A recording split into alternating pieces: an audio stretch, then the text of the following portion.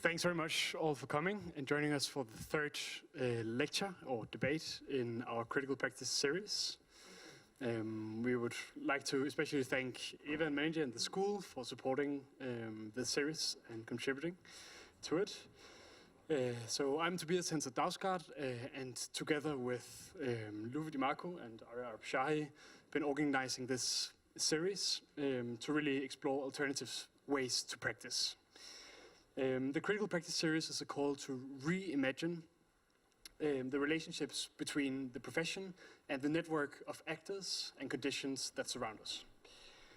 Together with architects, curators, planners, and economists who are really piloting new models for engaging with the public realm, we will have an open conversation about common challenges and exemplary initiatives. We unfold three themes that we think have the potential to really redefine the role of the architect in the future. And we've already had discussions on rethinking clients, forms of alliance, and tonight's lecture will be on affording risk. So architectural practices often produce projects through winner-takes-all competition.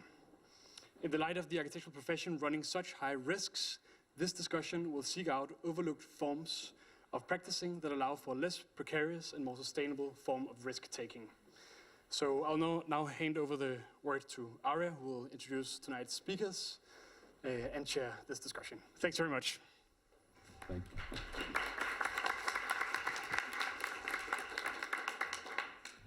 Thank you, Tobias. Hello and welcome to the third event of Critical Practice. This initiative was born out of an increasing need for a shift informed by financial realities and public purpose in how we learn and exercise architecture. We will be continuing this investigation in future events and also through an upcoming zine which will feature Steve Tompkins, Clément Blanchet, and Marcus Meissen as its first contributors. As some of you may already know, due to unforeseen circumstances, Rainer de Graaf could not join us tonight. We also learned today that Harriet Harris will not be able to attend the session. They are both keen to contribute at a later date. We are honored to introduce our all-star panel of speakers who bring to the table a critical and diverse outlook on this theme.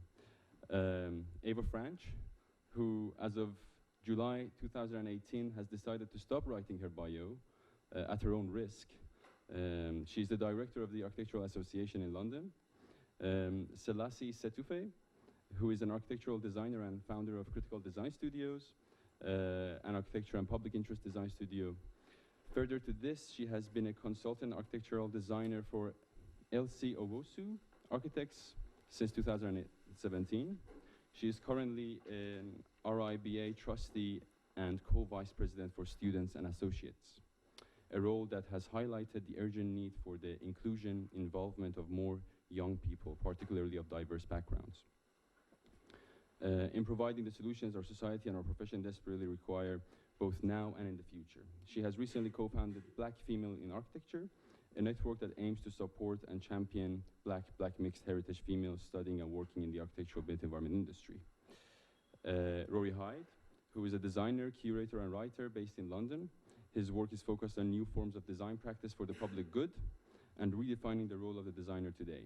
He is the curator of contemporary architecture and urbanism at the Victoria and Albert Museum, adjunct senior research fellow at the University of Melbourne, and design advocate for the Mayor of London.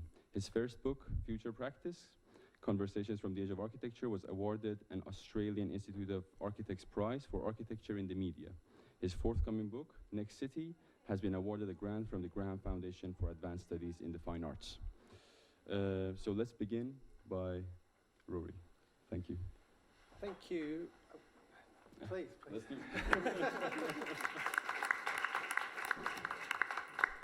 Thank you, Arya, and to the Critical Practice team for the invitation to speak tonight. I've interpreted the theme risk to be a risk facing the profession of architecture, specifically the risk of oblivion if we're not able to reframe what it is that we do and to reframe it so that we serve the public good. If we can't manage that, then I would argue that we are in breach of the professional social contract and that we risk having our professional status revoked. which wouldn't necessarily be a bad thing, but it's a risk nonetheless. So I'll start with this quote, which I just discovered the other day from Alberti, all 500 years ago.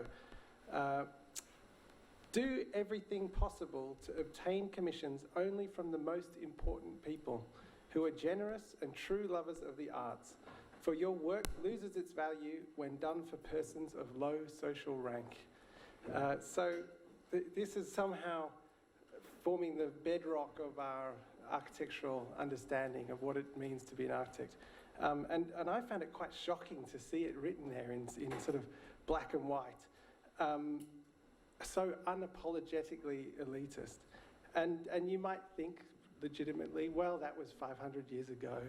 Times have changed, we've moved on. It's not as bad as that, is it? But then I give you this. 98% of what gets built today is shit. So this is Frank Gehry, of course, at the opening of the Louis Vuitton building in Paris, sounding a lot like what we need is an architecture for the 1%. Oh, and this is, he did that as well, just to help. So what is an architecture for all? That should be an uncontroversial idea, something that we can all agree on. But as we've seen, unfortunately, that's not necessarily the case. So where does that leave us, and what would a truly democratic architecture look like? I did this book in 2012, a little while ago now, in an attempt at an answer to that question. It has a very simple structure, 17 interviews, each with a short framing essay, trying to make sense of the new roles that we're making, that architects were making for themselves. Things like the double agent, the civic entrepreneur, the contractual innovator, and so on. This analysis of these roles was a way to try to extract the essence of that practice so that other people could copy it and it could be shared and abstracted beyond the specific. At that time, this other way of doing architecture was really quite marginal. We would talk a lot about guerrilla gardening, about urban acupuncture, tactics which are defined by their modesty or by their very marginal status, and therefore could be somehow easily ignored by the mainstream. But what seems to have happened in the meantime is that these forms of practice are becoming more and more substantial. They're forming a genuine alternative for operating in a new world of austerity and of global crisis. The old model of graduating, hanging up your sign and waiting for the phone to ring doesn't seem to work anymore. And that's forcing practices, students, graduates, everyone, to be more entrepreneurial and to create the potential to address new kinds of problems. And that's the big thing for me, is that it's not just new ways of making money, but it's about redesigning what it is that you do in order to answer different questions. So what architects working in this way discovered, by not relying on the deep pockets of developers, is that they also have a civic duty. They like to solve real problems, not just design fancy apartments. So this is, of course, public practice, probably the most exciting initiative to come out of this city in the last few years, and the first cohort of students. This civic duty is not merely something that's nice to do on the weekends or when the economy is slow. Architecture is a profession, along with doctors, lawyers, pilots, even teachers. That means we're responsible for making our expertise available to all of society. And in exchange, our title is therefore protected by law. This is what's known as the grand bargain or the social contract, where exclusivity over a domain of knowledge is granted in exchange for applying this knowledge to the benefit of everyone. The logic of professions makes sense. You want to know that the person who says that they're a doctor has actually been to medical school, passed their exams, keeps up with the latest knowledge, and will act with ethical conduct and not rip you off. That's why doctors form guilds, to argue that they were different from the random guys on the street selling snake oil. And eventually we agreed as a society, okay, enough of the snake oil guys, we're just going to use the guys who have been to medical school. So that's how we professionalized medicine, and we protected the title of doctor. The same is true for architects. As a client or commissioner, you want to have some kind of proof that this person knows how to put things together, run a contract, manage your money, get it done on time. But that's really where the comparison between doctors and architects ends. Part of the deal for doctors is that they're obliged to help everyone. Yes, we have private specialists, elite cancer researchers, but most importantly, we have the NHS, where the vast majority of doctors work to serve everybody. Now, you might argue that seeing the doctor is not like seeing an architect, but that's only because we've kind of made it that way. The doctors wanted it that way too. There was a big pushback 70 years ago at the founding of the NHS. Doctors thought that they would lose money and status, but public interest was put first. Architects seem to want to have their cake and eat it. We benefit from the protection of title, and yet we only apply our knowledge to a tiny proportion of society. So again, are we in breach of the grand bargain? You would think, though, that given that we've kind of rigged the system, that we'd be doing really well out of it. But unfortunately, that's not the case either. As this headline from the Architects Journal shows, brickies are paid more than architects. So what this reveals is a complete inability of architects to demonstrate their value to society, a crisis I would argue is directly linked to our abandonment of the idea of architecture for all. So to conclude then, what can we do about it? Ultimately, I think we need a kind of architecture NHS. Instead of only operating like specialists, we need to operate like GPs. An architect on every street dishing out spatial ideas like prescriptions, scribbling onto a pad and tearing them off and tossing them across the desk. What would it mean if you were to serve 4 clients a day instead of 4 clients a year? Until that day comes, it's up to us to redefine the way that we work in order to reclaim our place as an urgent public service. Otherwise, the risk is that we are doomed to irrelevance. Thank you. Thank you.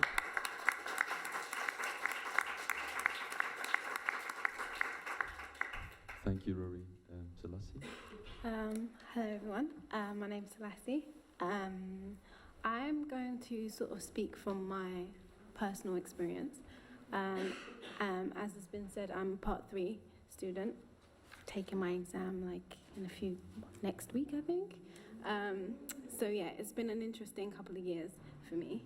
And I wanted to start by making the point on, in response to the question of affording risk, who is willing to take a risk, or as I would prefer to call it, a chance on you? Coming out of architectural education, I was quite adamant that I didn't want to pursue the normal route into architecture. I wanted to seek out an alternative path, but there was no sort of handbook to say, okay, this is how you do that and this is what you do or whatever. So I felt the need to really seek out people who were going to be able to support me through that. And in doing so, I came across a great mentor. And I feel like in answering that question, who's willing to take a risk in you, I think it's quite important to have mentors and people who are willing to support you on that journey as you try and, navigate a new path for yourself. So, as was mentioned before, qualifying as an architect is a lot about knowing what architecture is about and the sort of the distinction between you as a professional and the average Joe on the street, if you will. So a project I recently did was a collaboration between, or me as a consultant for Elsie Owusu Architects, my mentor is Elsie, and my own company, my own design company through which I am hoping to navigate this world of what is it to be an alternative practice or an alternative architect. So we did this project recently. Whoa. Sorry. You've seen all my slides now. Did this project recently, which was a real eye-opener and helped me to understand all of that, contracts, everything that you need to know that you don't necessarily learn in architectural school about how to be an architect and how to go about it the professional way. And I'm glad that I've gone through the process and I've learned all of those things. But what really excites me is how do I apply all of this professional knowledge? This is really sensitive keys. To create my own opportunities and be responsive and proactive in the way I am able to respond to societal needs able to respond to issues of climate change, able to respond to issues of sustainability in ways which sort of standard architectural practice doesn't allow for. One of the ways I've chosen to do that is to start an organization, well, a network called Black Females in Architecture, and it's a way to sort of respond to several different things. One, the lack of diversity in architecture, diversity in terms of classism, race, gender, and we set up this organization because we felt that this would be a way to be able to tackle such issues. And some of the work that we've been doing so far is trying to explore materiality through the reuse of plastics. And that image, that visualization there is our response to a commission that we got to design a pavilion. And we wanted to respond to that brief that we got by exploring materiality and seeking new ways to respond to larger conversations and larger narratives of, you know, for example, plastic waste, what's happening with the oceans. I had the opportunity to attend the Commonwealth Heads of Government meeting last year, and there was a lot of emphasis on what's happening in our oceans and how that affects different Commonwealth countries across the globe. So it's sort of a local scale way to respond to very, very wide issues. Another thing I'm finding pretty useful is being strategic and just getting involved. As was said, I am a trustee of the RIBA, and what that has afforded me is an ability to meet people from all over, all walks, and at all different levels of architectural practice, at both a national scale and international scale. But I've also made a particular effort to get involved on a local level, because I feel like it's a great way to understand what's happening in your locality and really respond and be that sort of social architect that responds to the everyday needs of the people around you. So I got involved with this. I live in East London in a borough called Barking, and a neighbouring borough to me is Newham. And I found out about this local organisation called PEACH, the People's Empowerment Alliance for Custom House. And they had pulled together to sort of protest or, become an active voice for their community and to propose an alternative way to regenerate their community. There was regeneration coming their way, but the people of the community wanted to have a say in how the regeneration was going to happen. This became a way for architects interested in that way of an alternative way of working to get involved with the local community, establish relationships, and really work with them to devise a new strategy of regeneration. And those are just a few examples of the ways that I feel you could kind of circumvent or find your way around the standard practice of architecture and put yourself out in a sort of a more risky way, but it's very rewarding in what you're able to get out of it. I feel like in general, architects are quite risk averse, and it's sort of a balance of trying to understand, which I am just figuring out in the journey of trying to figure out what risks are worth taking and what risks are too large, what risks are just about right, and what risks are too small and should be passed up. Yeah. Thank you, Celestine.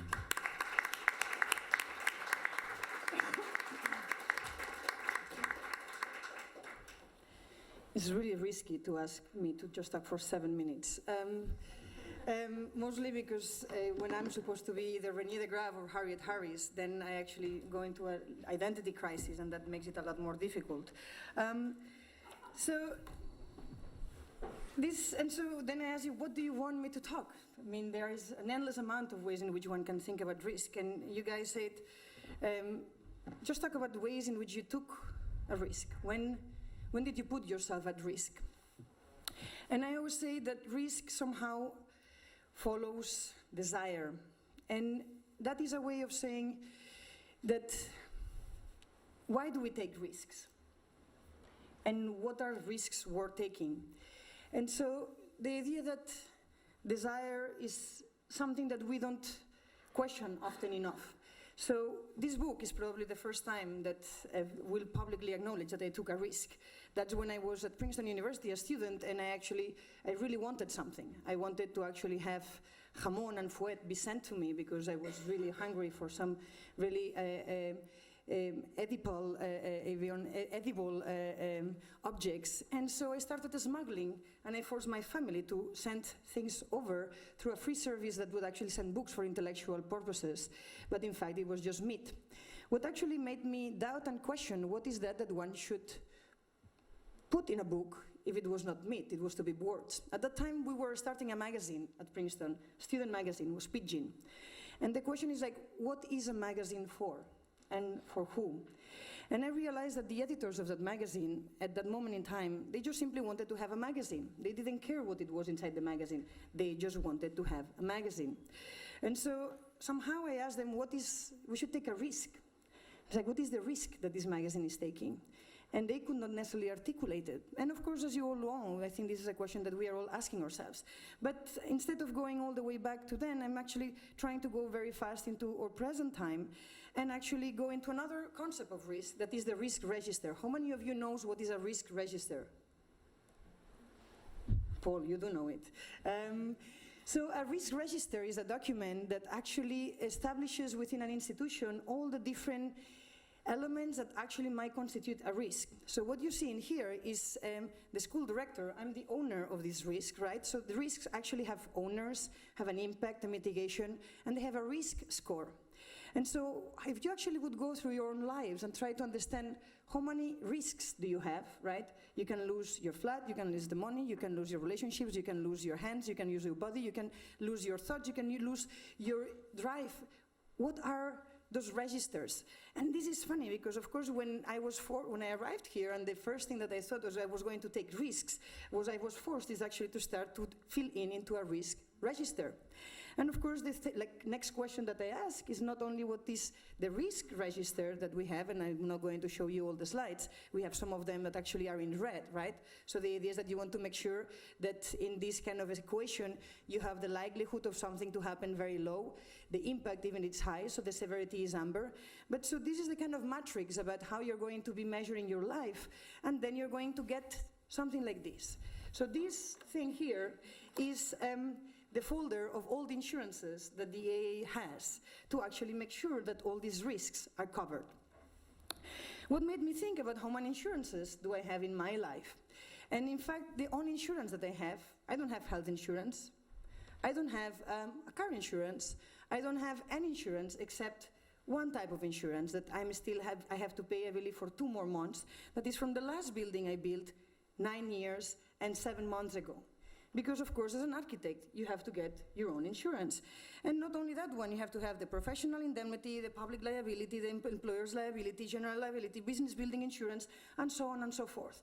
And so how do we actually think and deal with those kind of insurances when, in fact, risk follows desire? What is that we desire? And I think what you have put into the table is like, do we desire to have the largest amount of impact? And what insurance protects us against that? There is no insurance, yeah? So the question here is, what is that desire, and what are those insurances that we ourselves can start producing to make sure that we safeguard those desires? And so with the 3 minutes that I have left, I'm going to go through 300 slides more or less.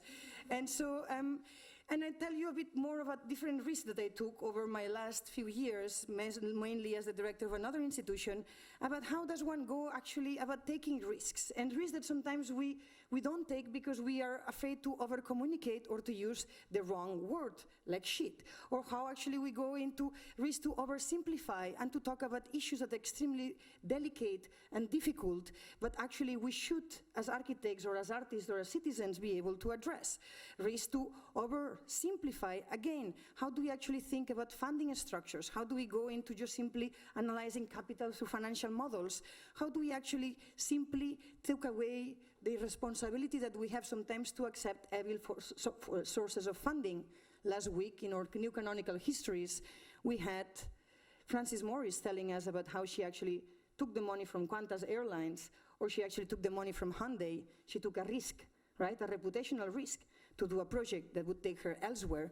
So how does one actually take the risk to, again, oversimplify or overcomplicate, doing publications that no one can read?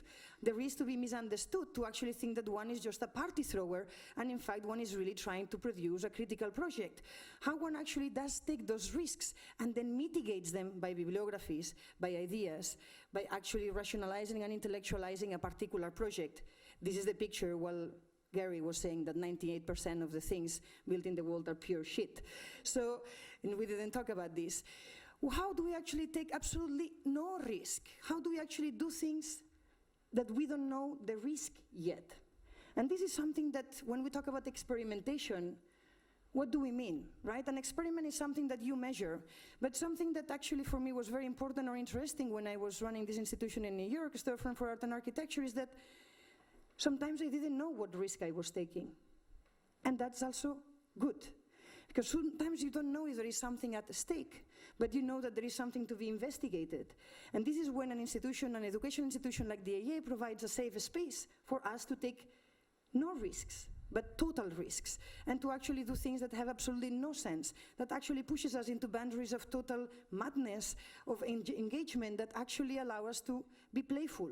So I think it is important to think about the risk of no risk, and what happens when you do things that you don't understand the consequences, and are we allowing ourselves to play enough, or is that something that is just too bourgeois, that is too elitist? That are we not able to allow ourselves to not be conscious of the risk we take? And I think that it's symptomatic that a new generation that is graduating is doing a symposium on practice, because you guys want to know exactly what risks we are taking, right? You cannot take anymore, no more risks. So the risk of getting out is something that for me has always been very important, to get out of these safe spaces of the lecture hall, of the spaces actually that have a microphone, that have a camera, spaces that actually allow you to have citizens talking directly to you about what are the real problems and the real issues, and not to really somehow over-intellectualize. But so this risk of getting out is one that actually needs to be confronted with the risk to co-opt, to go inside, to actually work with the most dangerous forces, if you want, that we can imagine. I think we all understand very well these days that being a Trojan horse is something not only acceptable but desirable. To actually be part of the corporate system, to actually break it from within, is something that we all know how to do very well. To be part of Riva and to be able to actually change Riva from within is actually what we should all be doing. And the question then is, how do we do that properly?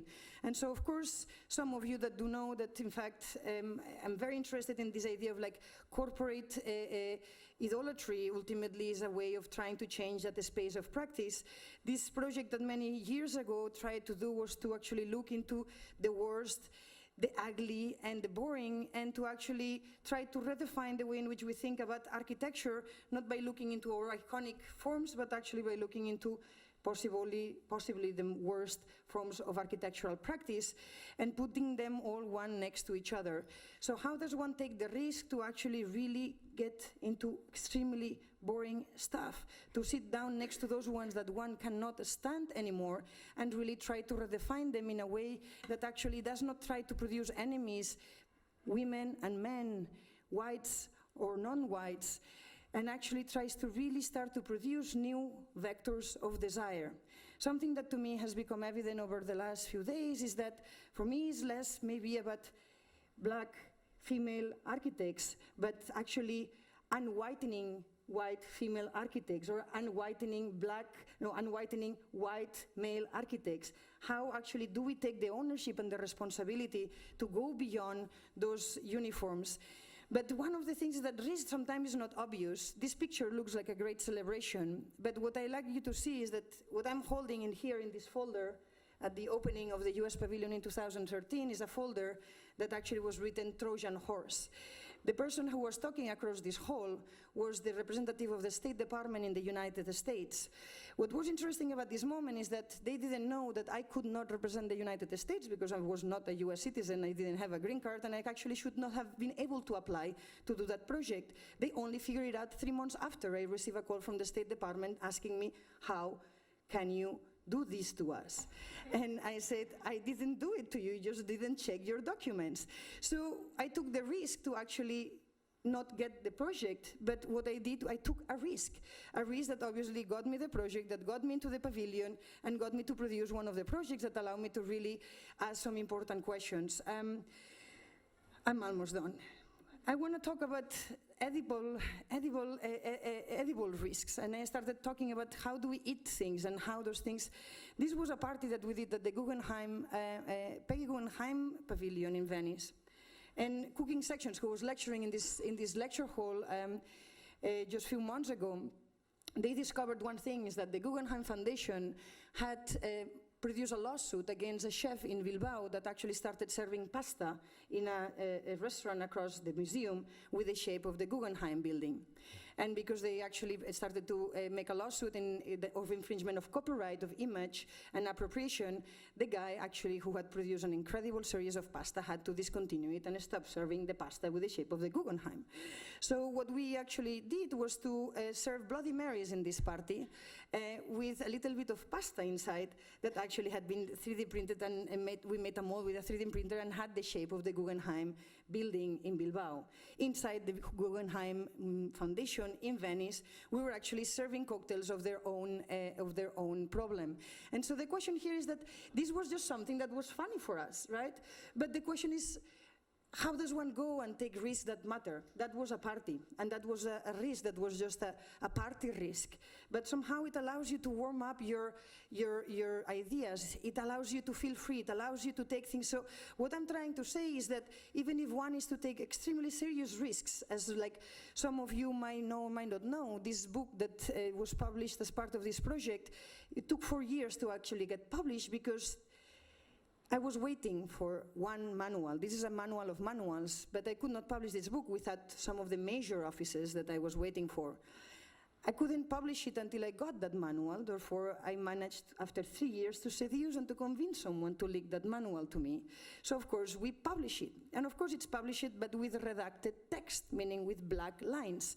And so what is interesting about this idea of delaying risk is that in this case, I want to believe that sometimes one publishes a book that might not be evident as a kind of a risk in its moment in time, but then it might become more risky. In any way, what I think is important, and I'm just going to stop here, is to look into this way of corporate practice and to understand the way in which we want to create new risks that are not in risk registers, that are actually not in insurance that already exist, that we can create new forms of practice that are collaborative, that allow us to really rethink the way in which insurances are not just insuring business models that are already there, but business models that we are going to create anew. And so the way in which we can think financially, obviously, logistically and technologically for new forms of risks.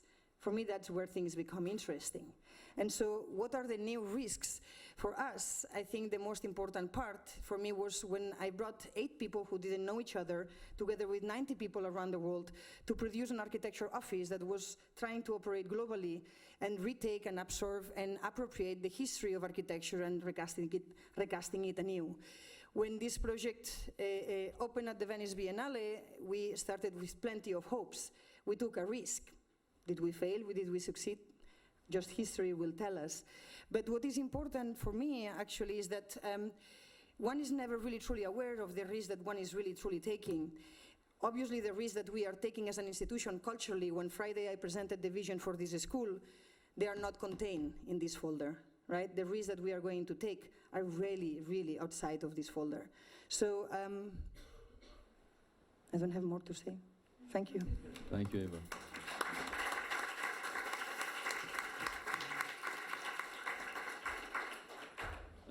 Maybe I can start by asking a question to the whole panel. I think, well, many interesting subjects have already been discussed, but through the presentation from Rory also to Selassie. I was wondering, how do you imagine moving from a marginal thought, this idea of a civic duty for the architect, from marginal thought to the mainstream? What steps should we take? What risks should we take as a collective? Because this is a collective risk, and the society we live in today is quite polarized. It's a fractured political climate. So we talked about personal risks, individual risk-taking, but if we think of it as a collective, as a school, as an architecture community, as a maybe large office, how can we take risks and create consensus around that risk? Shall I start? I'll let Eva catch her breath.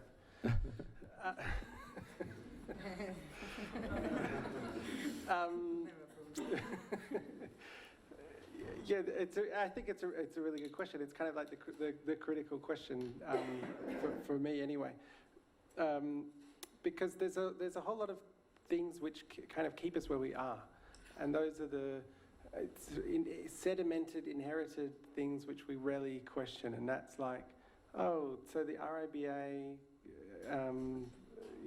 registers your course. If you want to do something really different, then you fall outside of that registration process, and therefore you're sort of on your own. And there's a dozen other things. You're in London, and that's where you get all these connections, and that's where your peers are, and that's where you can be motivated to do something new. But London somehow holds you back as well because it's so expensive, and therefore you can't take a risk on a new business model because you can't pay the rent. So I'm always interested in what are those forces of gravity which perpetuate the old way of doing things, which are sort of invisible, and what would it look like in order to jump out of that force field? And I think you're right, that it looks like it requires a collective, it requires its own critical mass, its own center of gravity in order to redefine something, and that's why I'm so excited by this these kinds of conversations about practice, because they're no longer on the margins. 10 years ago it was sort of completely trivial to be talking about other ways of doing architecture because the main way was working so well, and it seemed sort of irresponsible. But now I think it's completely flipped, and even the mainstream is looking to these new examples. So yeah, I think the parallel with living in London is a good one. It's like, why do we all live here when we could live in Liverpool? And you could buy a whole terrace house for $100,000. Like, if we all agreed to do that together, we could create our own community and redefine the sort of our own cultural networks. But instead, we're all sort of here because we're all thinking individually. And I think that's the leap that's required, is the sort of collective agreement to do something new. And at the moment, we're so diffuse and perhaps it comes back to the sort of competitive nature of architecture, where it's so much defined by originality and about competition rather than a reinforcing effort to support each other and create something new. Thank you. Would you like to comment on that, Selassie? Yeah, I think that definitely it's going to take a collaborative effort. I also feel that the schools of architecture have a very critical part to play in it. What I find is happening is that a lot of students coming out are very socially conscious and socially aware and wanting to have a positive impact on society, whether it's in the specific city that they studied in, or country, or globally, or whatever.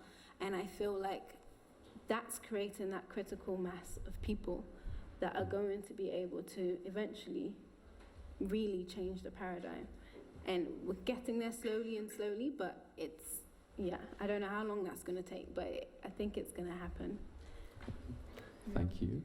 I think it's interesting, no? When Roy, you actually mentioned the idea of what are the things that are perpetuating certain behaviors and certain forms of practice. And the truth is that we don't have enough structures in place that allow us to fulfill those kind of socially conscious endeavors.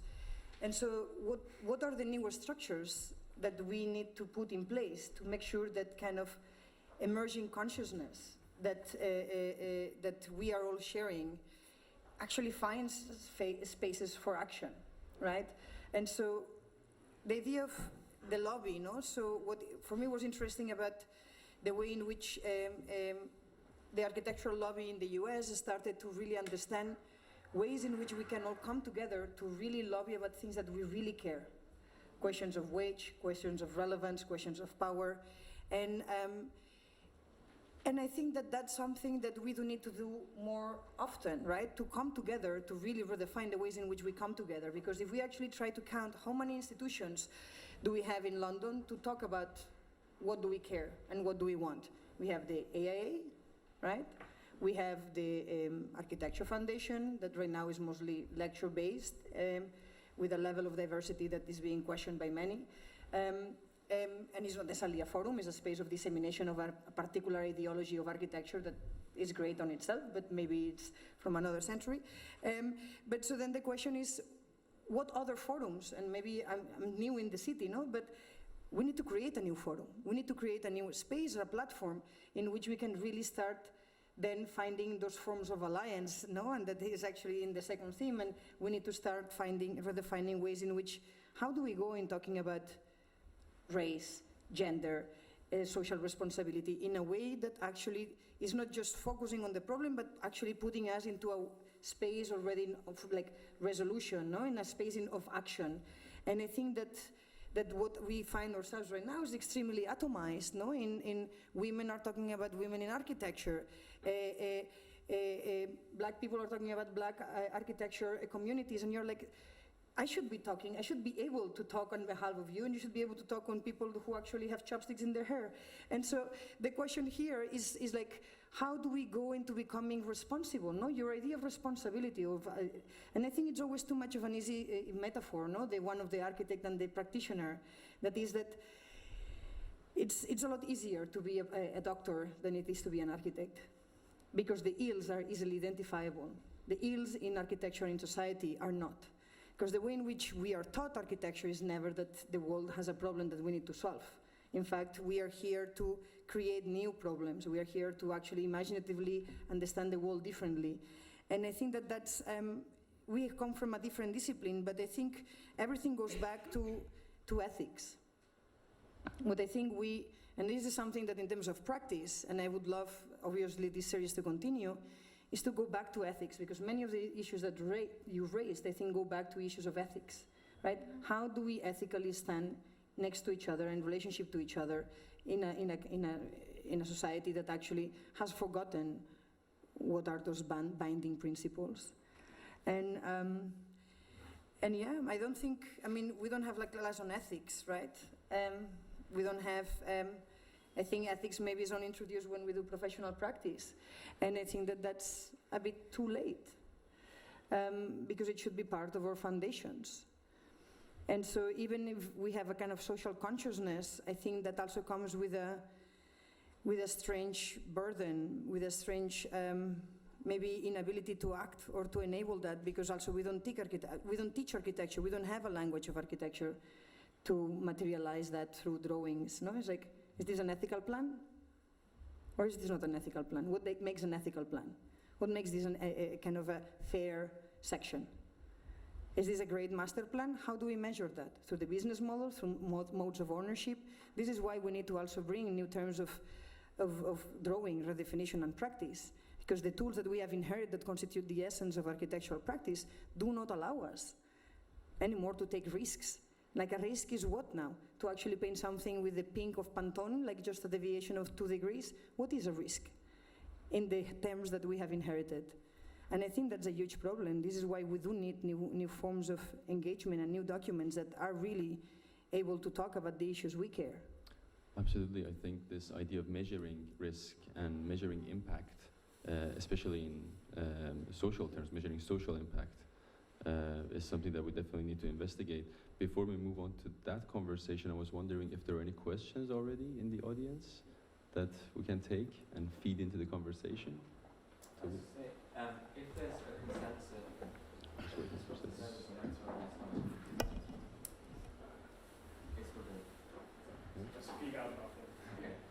if there's a consensus that we're moving towards a new form of architecture, and as a result of that, possibly a new type of society, what is the practical day-to-day things that we can be doing to facilitate that movement faster? Thank you. To anyone? Thank you. Is there any other question as well? There's one there. Thank you. So just that, because I think that's a very, I like to fantasize about many things, but one of them is professional liability usually is bounded to a geopolitical context, right? Or even professional practice, meaning you are registered architect within a political context by RIBA or the AIA or the COAC, or professional bodies that actually represent you in front of a legal system that is the one that makes you responsible. Even if we live in a global society, we don't have a global system that actually allows us to practice as global architects. We also do not have insurances that actually allow us to produce a kind of global liability. So even if actually all of us as a generation, we are FaceTiming or Skyping with people across the globe and we fantasize about having a global architecture practice, we don't have the legal, financial, and political structures in place to be able to practice like that. I mean, it's obvious Brexit is looming above us, and we actually, some of us will have to really put some big question marks into our passports. But that's why I say that's a very far away horizon, but I like to think that as we move on into all kind of different possibilities, we really do need to start thinking about the way in which, I don't know, Bitcoin and a lot of people are thinking that crowdsourcing platforms can really start helping to provide those systems of validation. And I think people who are more savvy than I am in those technologies should really try to rethink the system, the way in which the financial system has been hacked. We should hack the political and obviously the social and the legal system from that point of view. I didn't tell you that, but we should try. Rory, do you have any response to day-to-day steps towards a future practice? Yeah, I mean, I think I hopefully, I mean, your suggestion, which I sort of built on about forming a new critical mass, I think is really key to it, and perhaps this competition versus collaboration is another key to it, especially in a hot house like this. You know, I mean, that's the whole culture, down to your bones, is like competing. When actually, maybe that's not the best foundation for the new society you describe. I also wanted to, I mean, it's tricky to lay out a manifesto in 5 minutes, but I did want to respond to Eva's question about, you know, whether architecture is actually able to be instrumental in the way that I've described, or whether the tools that we have at our disposal are able to address questions in this simple way. And there's this fantastic profile of the author Atul Gawande in New Yorker from a few months ago, and he's a surgeon, and he's pressed on the way that a surgeon works, right, and the whole myth around who a surgeon is and what they're able to do, which is, you know, you accumulate this insane amount of knowledge, expertise. You know, these are the most highly trained people with the best equipment around them, dozens of supporters. And they're able to come in with their scalpel, with their steady hand, and you know, connected to those decades of experience, and cut out your tumor or save your life in this decisive intervention. And that's the sort of, and we think that, well, there's no one who could change your life more powerfully than that person at that point in time.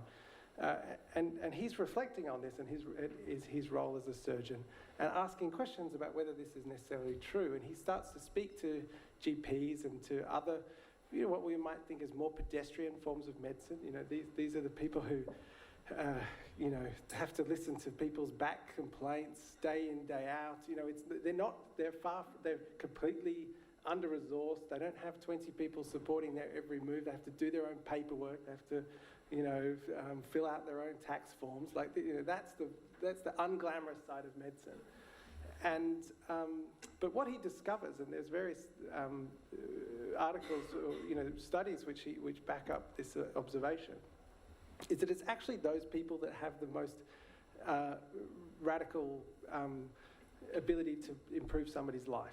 And that it's through that ongoing engagement with that person and knowing their family history and through seeing them once a month for a decade that you can really start to understand how that person lives, and you're able to test things out in a patient way instead of in an interventionist, decisive way.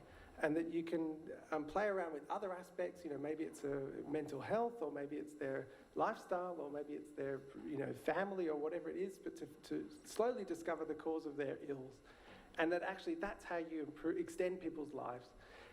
So I would like to put that as a comparison on the table, and to say that as architects we are all surgeons. We are all extremely well trained, and we believe in the decisive gesture. And then we walk away. When actually what we need to be is GPs, and that requires patient collaboration with people, and to embed ourselves as part of the community, and and I think Eva's point about what are those institutions that support that way of thinking? I mean, that's exactly it. That's the really big point, because it's not just the way that architects operate, but it's the whole ecosystem of validation that is built around that decisiveness, which is the click of the shutter for the perfect photographs, for the magazine, for the awards, for everything. It just sort of cascades out from that this is what architecture is, and this is what we celebrate. There is no parallel ecosystem that can support the kind of practice that I'm talking about. Although many people do work in this way, especially outside of the centres, which is why I'm so interested in the edge condition and the more pedestrian forms of architecture, because I think that's where we can see the future. I think that's where we can see what an architecture that really matters. Thank you. Sorry for going on a second lecture. No, of course. Can I disagree with him for a second? I don't know what is to heal in architectural terms.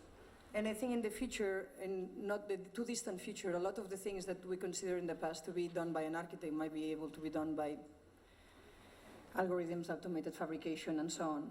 I do think that people sometimes can be very good doctors of themselves in that regard.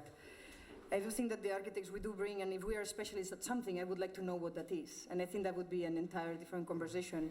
But I think we're also specialists at making people dream, and to actually question the kind of received ideas of the fabulous green dream home, no? That somehow perpetuate some of those inherited values that society gives us.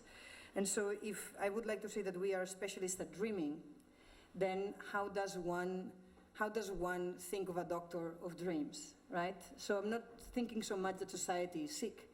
I think that society needs of different dreams. I do think that the kind of day-to-day architectures, the 98% that is already built with that architects, can be implemented with technology, with entire new systems of fabrication. But what I'm worried is that we might lose in that space of hyper-pragmatism that I totally agree. I'm actually highly sympathetic with people who are community-driven, is that we should not forget how to dream. So, just. Thank you. Can I add one thing as well? Sure. Please. I feel as though it's proportionate. So if all of the architects that exist are trying to fulfill this desire of delivering to that 1%, it's disproportionate. I feel like more architects need to cater for the other proportion of people, just because it's proportionate. We can't have everybody doing the great images that sit in the magazines or whatever. It's just not proportionate. It's disproportionate. So I do agree that some of us need to be the dreamers, but it's not for everybody to be the dreamers. And some of us need to cater to the other 98%, and it's just doing it proportionately. But I want to dream for the 99%. Like, I don't think the 1% needs more dreams. They are fine as they are. I will try to squeeze two questions, okay? So one, when you mentioned the GP metaphor, I think it's very productive. René de Graaf, I think he curated within OMA a few years back. He's not here. No, I know, but but I remember that he curated a show for the Venice Biennale about the architect as a civic servant. So I think it was OMA Guilty Feeling. So once Sorry, in a while, say again, the architect for as a civil servant. So Yes. it was one of the components of the Venice Biennale. OMA, once in a while, they feel guilty about themselves, so they try to look good. So they did that. And I think it's interesting bringing that back to the institution side. Like, it's not just about architects trying to become suddenly very good, but maybe understanding which are the interlocutors you need to start talking again with. And in the end, I'm quite convinced that very few schools are willing to engage back with municipalities, civil council, city administration to try maybe to revert the system and architects being hired again into public bodies. We still sell our schools as the place where you will become the new Renzo Piano or the new Alejandro Ravena, if that is the best model. So I think it's not just about architects, but I think maybe try to understand what is the ecosystem where this relevance can be back again, like trying to establish design. And I think it's key that the schools want to make maybe the not so exciting job to go to talk to the civil council or the civic councillor, the elected officials in London had a long tradition in that. So I wonder whether if we want schools to be proactive in that sense, there's a chance. The second issue is more kind of like discomfort. I think risk is a term that is a little bit tricky. It's conveniently between danger and opportunity. Every capitalist will describe himself or herself as a risk taker. There's a lot of that. So I wonder, is not a risk a luxury in a certain way? I tell you a small anecdote. I live in Montreal, where there's a very bad weather, and a friend of mine, he hires a lady to make the cleaning. He pays that lady in cash. And he realized that when the weather is very bad, when there's ice and snow, she comes later than usual. And the reason is that she walks slowly from the main road to the place because she cannot afford to fall and not to work. So she's not taking any risk. So I wonder whether that term, it's really double-edged.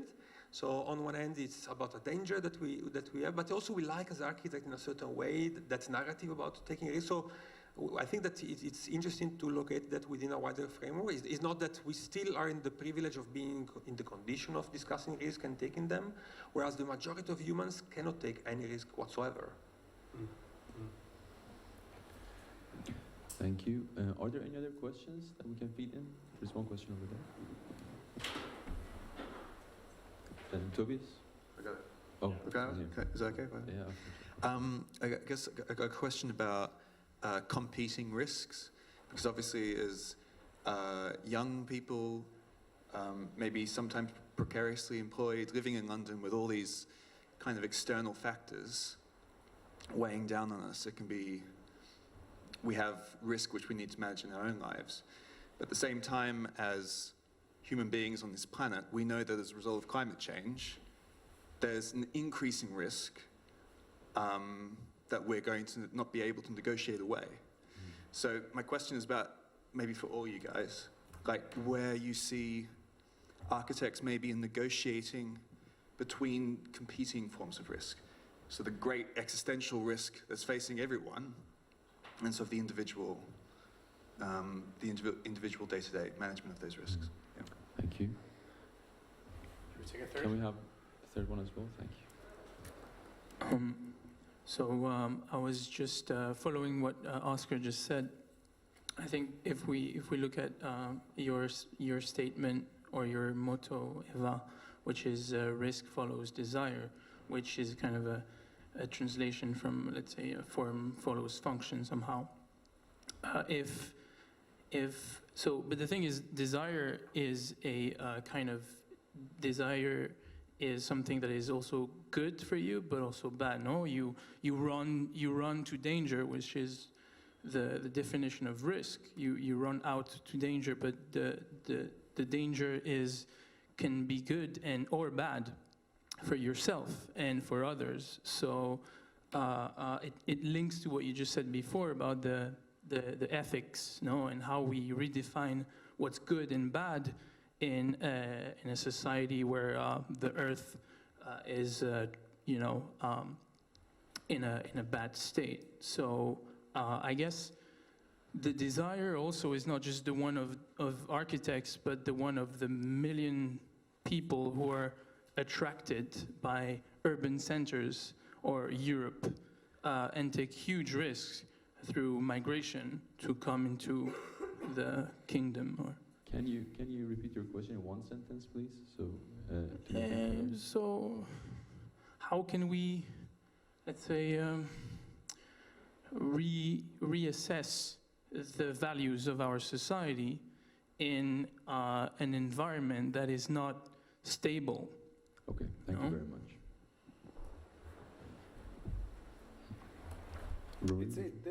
I feel like the second two questions are quite similar, which is about the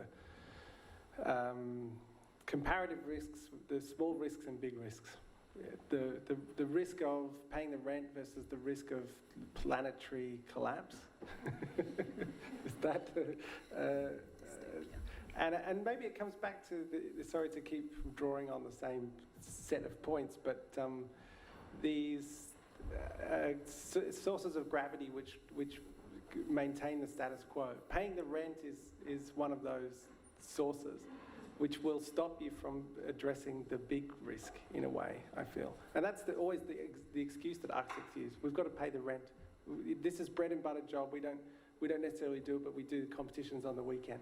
That actually the stuff that deserves the most attention is the exception to the rule. It's the thing that you do in the margins. And I think that's a kind of, it makes sense in the short term, but it's a dangerous strategy in the long term. And you're right to point out that we need to somehow keep an eye on those two things. So what's the business model or the practice model or how do you lower your overheads to the point where you don't have to worry about paying the rent and you can work on climate change? That's why I'm always interested in people who move to Liverpool again. Urban wasteland, but seriously, you could sell your flat. I don't know if you own a flat in London and buy a whole street. I'm not even exaggerating. So and then you could be a landlord, make loads of money in your rent because you tricked all your friends to move there too. And work on climate change. I don't know. That's where I think these the business models and the practice models intersect with the kinds of questions that you're able to address. And that's where this all hits the ground for me, is because the two things are related. Yeah. Thank you. Celestia, would you like to respond to the question? Especially, I thought the question about engagement of schools with councils and municipalities is something. Yeah, that's. I felt like that was pretty important because it's again the thing about, okay, it's might be a bit mundane, but imagine it wouldn't be mundane if we were involved in it in the first place. We've lost a lot of, like you mentioned about, there's no architects within local authority anymore. That has an impact on what our everyday society looks like, what our schools look like, what all of the things that get built without the architect. Because the architect isn't involved, we lose value. People don't value us in society anymore. People don't really understand who the architect is or what the architect is. We don't understand what we are, who we are, what we can do, what we can't do, where we should go. Are we restricted within the confines of this box? Is an architect only supposed to do X, Y, and Z? That doesn't necessarily need to be the case. I feel like schools of architecture teach you so much. You are inherently way more than just the architect. You can do a lot more than just what is perceived to be architecture, or perform a lot more than just the role of an architect. We have things like terminology that's coming out, like placemakers, all sorts of things. And if you look into it, a lot of those people are coming from architectural backgrounds. And if they're not coming directly from architectural backgrounds, they're coming from a place of having something to do, or a desire to engage in space and place. And really and truly, if you strip it down, I feel like that's what the architect is about. That's what architecture is about. Take away any sort of style or ideas of form or function, ideas of modernism or traditional architecture, whatever. It's about place and space. And I think that's something that every human being relates to. Every human being sees a doctor and knows that if I'm ill, it's the doctor that I need to go to. Everybody doesn't see the architect as, if I need to think about space and place, that's the person I need to go to. Why is that? Because we've stripped ourselves out of the everyday and placed ourselves in a situation where we just want to be Lorenzo Piano or whoever else, and that's problematic. And we sit and we discuss about all the people don't value architects, people don't understand architecture, what we're going to do about it, but you've stripped yourself away from being needed or being somebody that the everyday person can relate to. So how are you possibly going to be able to have the impact that you wish to have on society? I don't know if that answers it. Before we move to Eva, may I ask Tobias to ask? Yeah, so I also had a question, but maybe we can take Eva's question first, or answer. So I'm just thinking, you're each representing three very powerful different institutions, representing each kind of a bigger body of institutions. And I'm thinking, if we think about risks as both this kind of way to be a first mover to normalize things outside of social acceptability, if that's one kind of risk, then there might be another kind of risk that's about opportunities, like getting to the bleeding edge first before anybody else discovers that this is a risk that could be taken with less risk maybe than is perceived.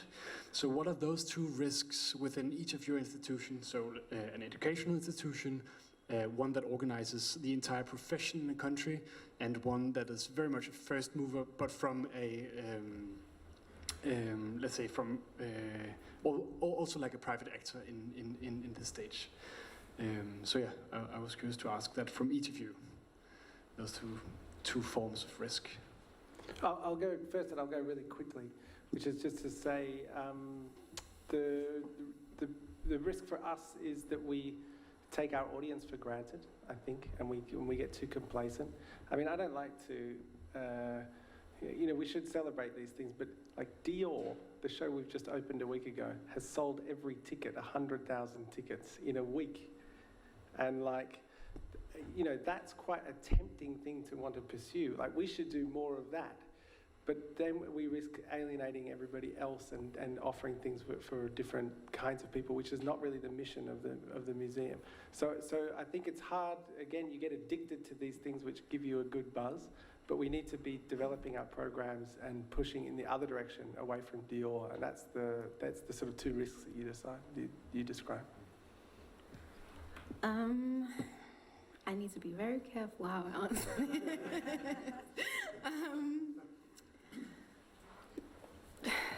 I think part of it is, like you say, entering into something that you're quite naive about, and you're able to take certain risks without anybody actually realizing that, oh, this is a huge risk, we won't let anybody else do this. But I think you seize that opportunity to do that, quickly get in and do as much as you can with that opportunity that you have for the space of time that you have it. Leave enough of the foundation to be able to address certain issues that you're just not able to influence in that space of time.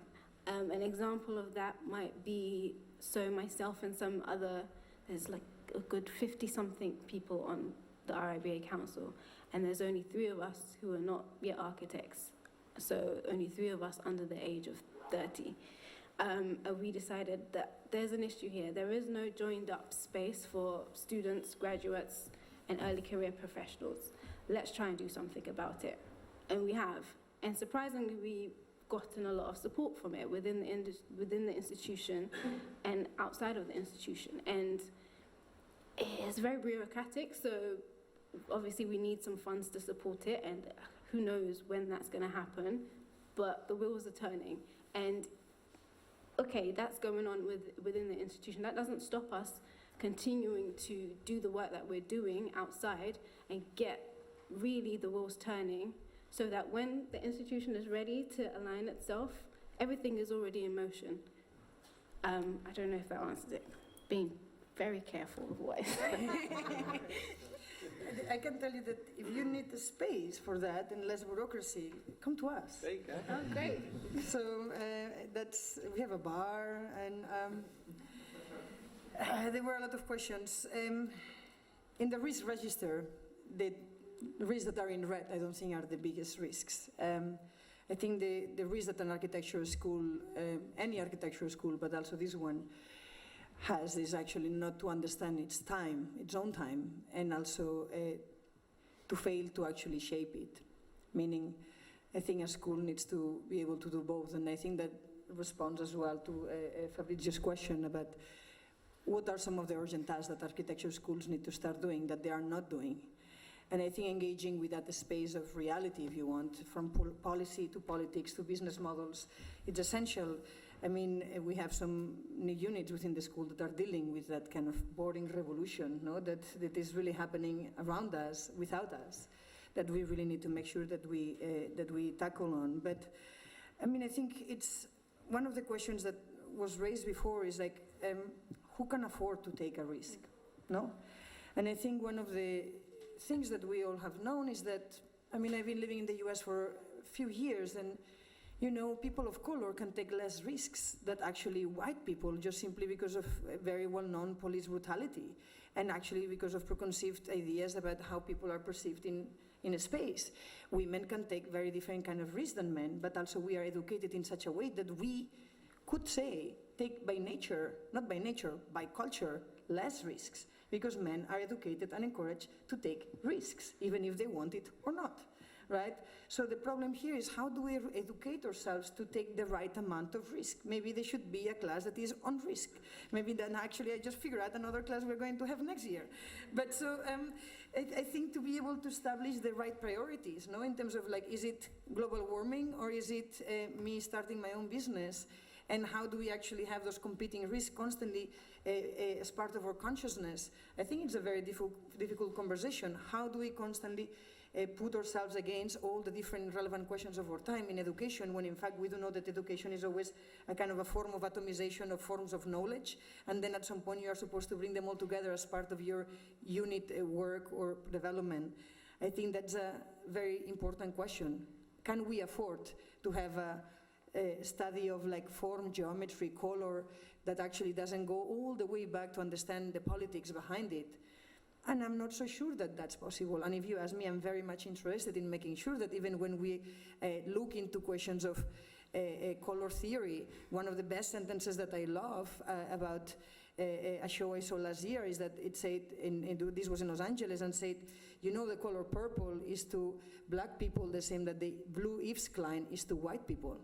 Right? And that was a beautiful sentence that, I mean, obviously I guess that in the UK is different, but it is specific to a particular cultural context. And the fact that when we write books about color theory, no, and we are, like the shirt that you're wearing with this pink Pantone fashion of this year, no, it's like we are so homogeneous and hegemonic in the way in which we think about culture and even risks, that I think that's a real danger. So anyway, I always fall the risk of talking too long. But I think part of the AA in Translation initiative to really try to bring different languages and different forms of thinking into the school as a way to really try to start thinking from, I think the biggest risk that we can take is to be the other. And I know that that's a kind of old-fashioned concept, but it never grows old, no? How can we the other, and who is the other that we want to engage today? And I think that's a constant exercise that I think any architect has the responsibility to speak on behalf of those ones who cannot sit at the decision-making table.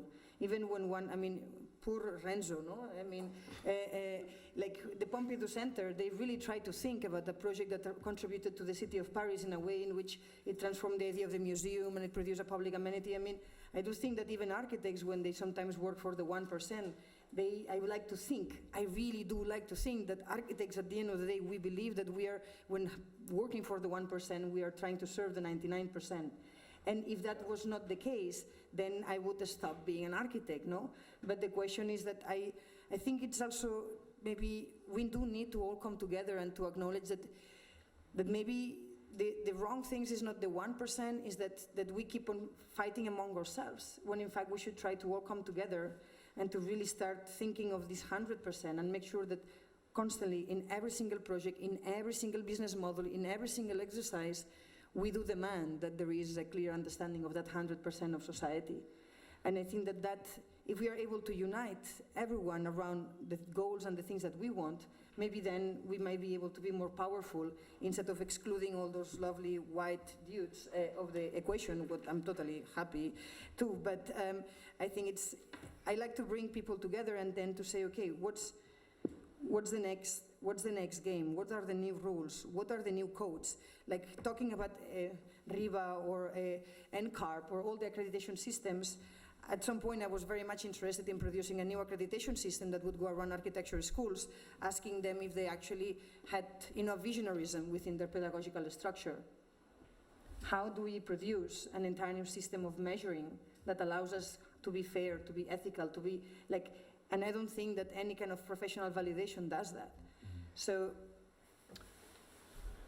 Thank you very much, Eva. We have time for one last round of questions. There is one at the back of the room.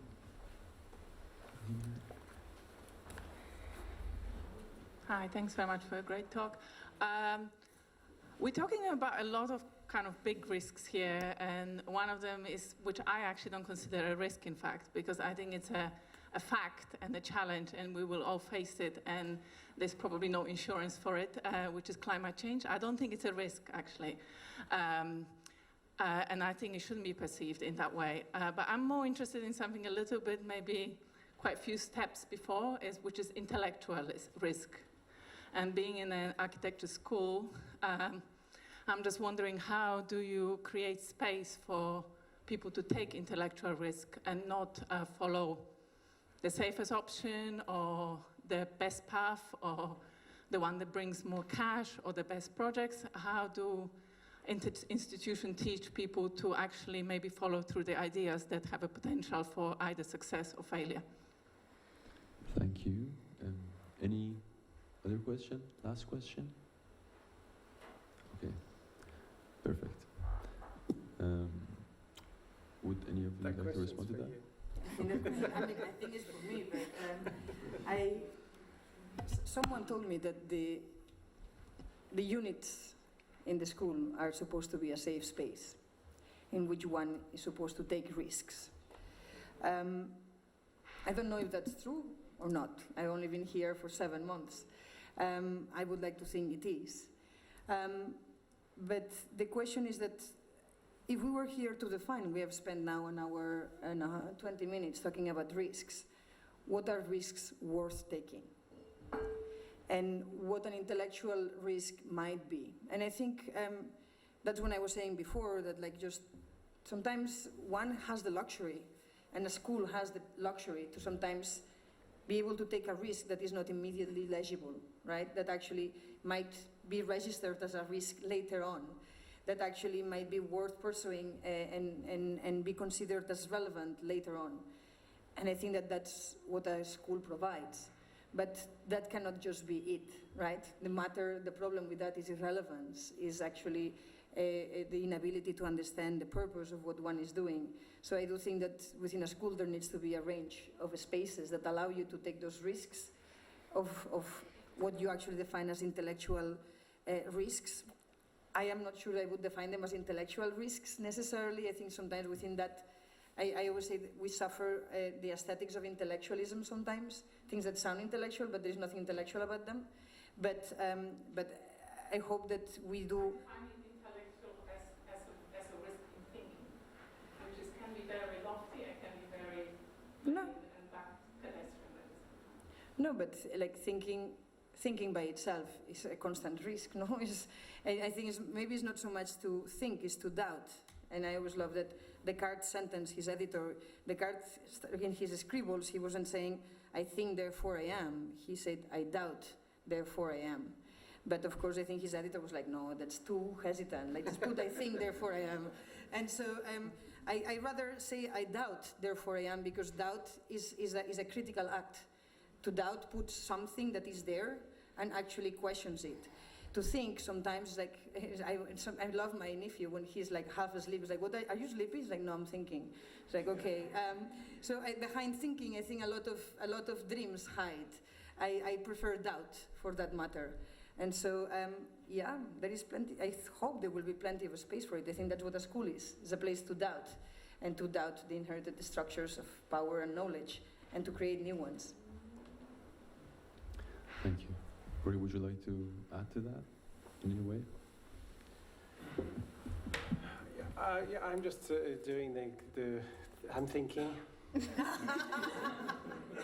Risky. Please doubt.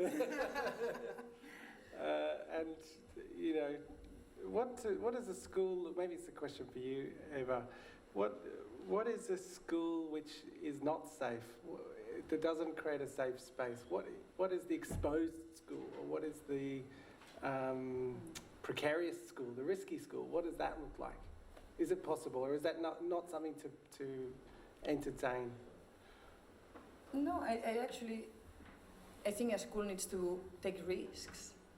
And the risk is to produce that safe space, if you want, in which people can take those risks inside. So it's a double risk, right? In which sometimes you're not in control of what happens. The moment in which you are in control of everything that happens, then you are just training people to become certain things that you have already pre-imagined.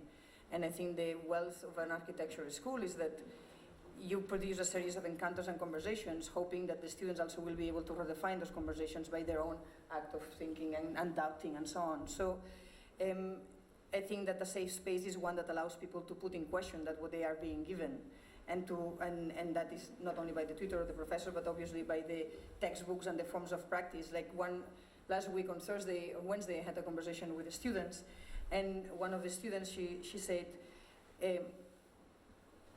are we here going to respond to the architectural profession, or are we going to redefine it, right? Or are we going to expand it? And obviously for me, the answer for all of us is obvious. The mission of this institution has been within the ecology of architecture institutions. I think there are different schools that actually have a different mission. And our mission is to expand it. And to expand it, to be in the edge is always a risk, no? Because you might actually find an abyss and then but the idea is that you keep on expanding it, so hoping that we move into much more interesting spaces of action, in which the power that has been concentrated, like I think what has happened over the last few years is that also institutions that were supposed to push that edge have not, and we have just concentrated a series of conversations around the same elements of power and discussion.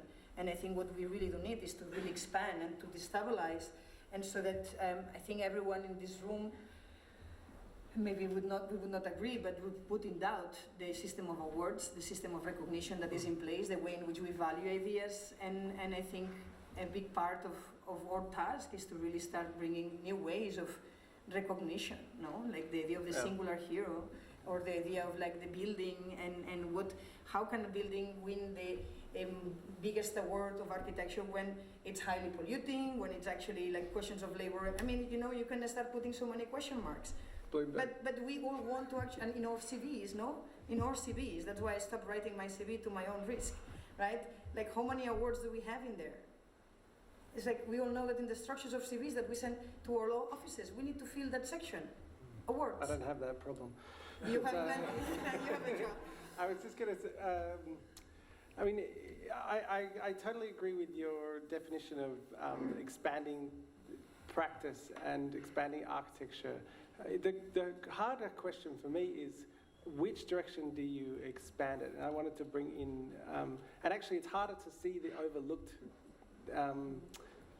ignored territories. And often they're more unglamorous, or they're marginal, or there's no money to be made in that territory. And they're the territories that I'm sort of drawn to perversely, perhaps. But I wanted to, because I've just remembered that Selassie presented this People's Empowerment Alliance of Council House, which is like one of the most incredible projects. And it's not one of those projects which, and I don't want to talk for you, Selassie, but you didn't have time in your presentation.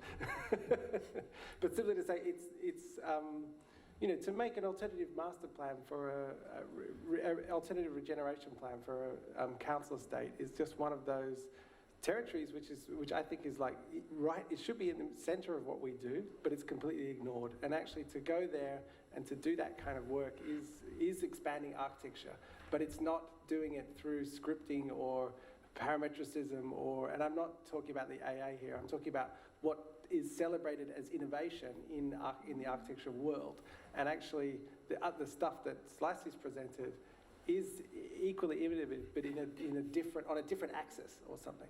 So, but I want to stop talking and let Slicey fill in.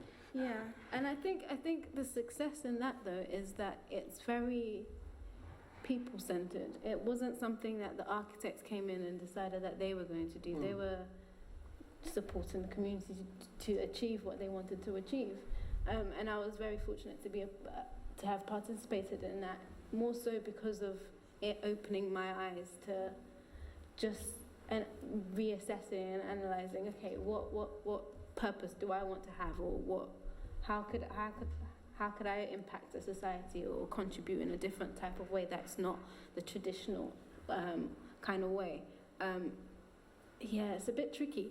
Something that you said, I'm thinking. So if you're on the edge and people, this free space, free thinking, intellectual, that you spoke about an abyss and all this kind of stuff.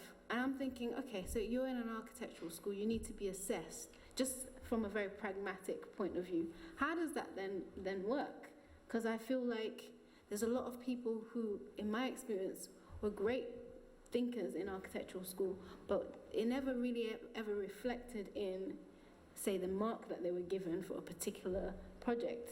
Because someone's has to be it's subjective, right? Someone's going to have to sit there and be like, oh, yeah, I really like that. Oh, yeah, I'm not quite, buying what you're selling type of thing. How do you reconcile that situation? I'm not quite sure. Today, actually, it's funny because 2 weeks ago I was one of the units I took a risk and I brought a very boring unit that deals with housing, social housing in Paris. And I guess that within the kind of structure of the school, many of the students were like, okay, how do I take a risk in something that is so boring, no? And we did go through an entire series of sessions, and today I was talking with one of the students that I couldn't see 2 weeks ago. And, we have just pass-fail within the school. And there are things that we can learn very fast, but there are things that we might never be able to learn.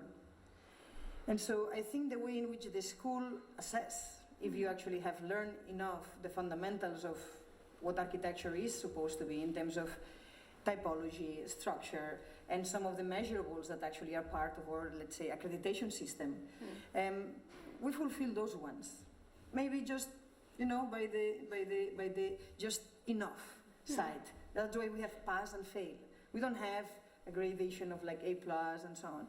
But what no one really grades is actually how much of a critical position do we take on those structures, on those typologies, on those forms. And so, and I think one needs to, as someone who runs a school and someone who actually has to produce a pedagogical structure, is how much do we want to give of an equilibrium between those pre-existing typologies, those forms that actually as architects we do need to know, versus those spaces of reflection, critical debate and reinvention. Because you cannot reinvent that what you don't know. And I think what you're asking is like, hey, are you making sure that you reinvent what you know or what you don't know, right? And I think that that's really what one needs to make sure that happens. But I think that's what this school is, at least its aspiration is, and that's what I've seen some of the projects doing. But how does one go and one validate, right, and say, this is enough of a visionary idea, or this is enough of a questioning of a typology of housing, is because there is a group of people who have been working on that subject matter that actually can see how that project, by having a group of experts and people who can actually build those things, would actually produce an entire new set of conversations around what housing means or actually development means. So it's, in a certain way, it requires that the people that evaluate have the ability to also see and project how that would play off. And I think that that's pedagogically and educationally an extremely important aspect, because we teach people how to think, and how to find forms of knowledge and knowing, but not that just a specific form of knowing, right? And I think as we also move, like, what is ultimately architecture education is not just teaching people to make buildings, as you said before, is to be placemakers, is to actually engage with all kind of very different set of questions, and to teach that is not something that actually a kind of validating body that says, is the diameter according to like the structure? No, it's something else, right? And I think at that, this school has a great trajectory that I hope I can continue. I would like But to... yeah, she was, like, she was going to say something. I was just going to say, how do we then take that into, say, the real world, quote unquote? If you speak about awards and who gets awarded for what, who receives what kind of award for, can that same rationale that you've explained be applied to when we're talking about actual built projects in society? Because it seems to be a disconnect, because I don't feel like, from what you see and what gets whatever award, it doesn't seem like that same thinking is applied. No, And it's to the detriment of absolutely. everything, really. But one of my unfinished projects is actually to make an entire protest about the award system that we have in society. But you know, like, it's never late. Like, I mean, someone will pick it up and we will do an entire exhibition. But I do have a big problem about the way in which awards perpetuate all kind of different stereotype forms of thinking about it. Thank you very much. I would like to propose to continue the conversation about the visionary GPs over the drinks at the back. Thank you all for coming. It has been a great talk.